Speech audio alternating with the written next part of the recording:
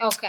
ಯಾಕಂದ್ರೆ ಇದ್ರಲ್ಲಿ ಗೊತ್ತಿರುತ್ತೆ ಯಾವ ತರ ಹ್ಯಾಂಡಲ್ ಮಾಡ್ಬೇಕು. ಯಾಕಂದ್ರೆ ಇದರಲ್ಲಿ ಯಾವ ತರ ಸೋಲು ಗೆಲುವು ಪ್ರತಿ ದಿವಸ ಇದ್ದಿದ್ದೆ. ಸೊ ನಿಮ್ಗೆ ಒಂಥರ ಅದು ನಿಮ್ಗೆ ನ್ಯಾಚುರಲ್ ಆಗಿ ನಿಮ್ಮ ಅನುಗುಣವಾಗೋಗುತ್ತೆ. ಸೊ ಅದರಿಂದ ಬರೀ ಸ್ಪೋರ್ಟ್ಸ್ ಅಂತಾನೆ ನೀವು ಯೋಚನೆ ಮಾಡಬಾರ್ದು. ಮುಂದಕ್ಕೂ ತುಂಬಾನೇ ಈಸಿ ಆಗುತ್ತೆ ಲೈಫ್ ಲೀಡ್ ಮಾಡ್ಬೇಕಂದ್ರೆ. ಇವಾಗ ಹೆಂಗಾಗಿದೆ ಅಂತ ಹೇಳಿದ್ರೆ, ಜೀವನದಲ್ಲಿ ಏನೇ ಒಂದು ಸಕ್ಸಸ್ ತಗೋಬೇಕು ಅಂತ ಹೇಳಿದ್ರು ಫೇಲ್ಯೂರ್ ತಗೋಬೇಕು ಅಂತ ಕೂಡ ಒಂದ್ ರೀತಿಯಾಗಿ ತಡ್ಕೊಳಕ್ಕೆ ಆಗಲ್ಲ. ಆ ಹಂತಕ್ಕೆ ಹೋಗ್ತೀವಿ ನಾವು, ಎಲ್ಲಾನು ಬ್ಯಾಲೆನ್ಸ್ ಮಾಡಕ್ ಬರಲ್ಲ. ಯಾಕಂದ್ರೆ ಸಡನ್ ಆಗಿ ನೋಡ್ತೀವಿ ಸೋಲನ್ನ, ಸಡನ್ ಆಗಿ ಗೆಲುವನ್ನ ನೋಡ್ತೀವಿ, ಯಾವತ್ತು ನೋಡದೇ ಇದ್ದವ್ರು. ಹಂಗಿದೆ ಇವಾಗಿನ ಜನರೇಷನ್. ಸೊ ಅದೇನ್ ತುಂಬಾ ಒಳ್ಳೆ ಪ್ರಶ್ನೆ ಕೇಳಿದ್ದೀರಾ ನೀವು, ಮತ್ತೆ ಉದಾಹರಣೆ ಕೊಟ್ಟಿದ್ದೀರಾ. ಸೊ ನನ್ನ ಪ್ರಕಾರ ಮೊದಲನೇ ಇದು ಪಾಠ ಕಲಿಸ್ಬೇಕಂದ್ರೆ ಮಕ್ಕಳಿಗೆ ವಿದ್ಯೆ ಕಲಿಸ್ಬೇಕಂದ್ರೆ